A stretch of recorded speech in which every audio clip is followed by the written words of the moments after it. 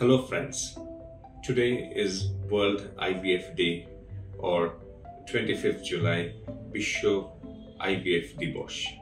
তো এটা নিয়ে কথা বলা যে IVF বন্ধ্যতা চিকিৎসার শেষ কথা বলেই আমরা সবাই জানি। ইনফার্টিলিটি ট্রিটমেন্টে অনেক চিকিৎসা আগেই হয়ে যায় যেগুলোতে IVF পর্যন্ত পৌঁছতে হয় না বা দরকার হয় না।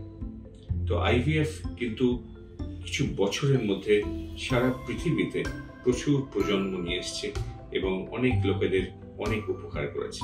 IVF দিবসে চলুন আমরা IVF সম্বন্ধে আরো জানি এবং বন্ধ্যতা সম্বন্ধে চিকিৎসাতে IVF এর রোল সম্বন্ধে আলোচনা করি।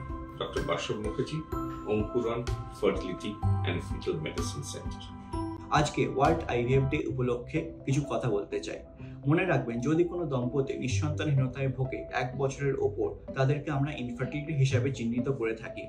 ভারতবর্ষে আজকে ইনফার্টিলিটির হার হচ্ছে 6 জনের মধ্যে 1 জন দম্পতি ইনফার্টিলিটিতে ভোগে। এই বৃদ্ধির হারের কারণ কি? এই বৃদ্ধির হার দেখা গেছে বিগত 20 বছরের থেকে 10 গুণ বেশি। এই বৃদ্ধির জন্য আমাদের প্রথম যে জিনিসটা দেখতে হবে সেটা হচ্ছে লাইফস্টাইল হ্যাবিট। দ্বিতীয় জিনিস হচ্ছে first career letter child policy. Third জিনিস হচ্ছে জাঙ্ক ফুড এবং preservative containing food habit. Fourth জিনিস হচ্ছে সাবস্টেন্স অ্যাবিউজ। হচ্ছে লাইফস্টাইলের জন্য খুবই ইম্পর্টেন্ট।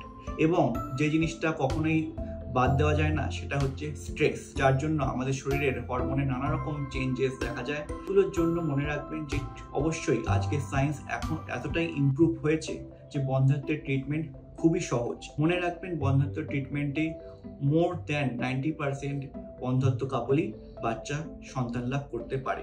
এখন এই ট্রিটমেন্টের জন্য মনে রাখবেন সবার IVF এর দরকার হয় না।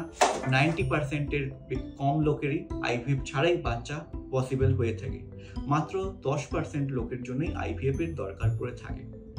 এবং IVF আজকালকার দিনে এতটাই ইমপ্রুভ হয়েছে, যদি কারণ ডিমের কাউন্ট খুবই কম থাকে তাদের জন্য ওভারিয়ান রিজুভেনেশন থেরাপির দ্বারা আমরা ডিমের হার বৃদ্ধি করিয়ে পসিবল হয় বাচ্চা দেওয়ানো। এবং যদি কোনো পুরুষের ক্ষেত্রে শুক্রাণুর পরিমাণ খুবই কম অথবা শুক্রাণুহীন হয়ে থাকে, সেক্ষেত্রেও বাচ্চা পসিবল হয়ে থাকে ট্রিটমেন্টের থ্রু। আমার নাম ডক্টর রানা মণ্ডল। আমি একজন বন্ধ্যত্ব বিশেষজ্ঞ এবং IVF specialist doctor at Ankuran IVF centre.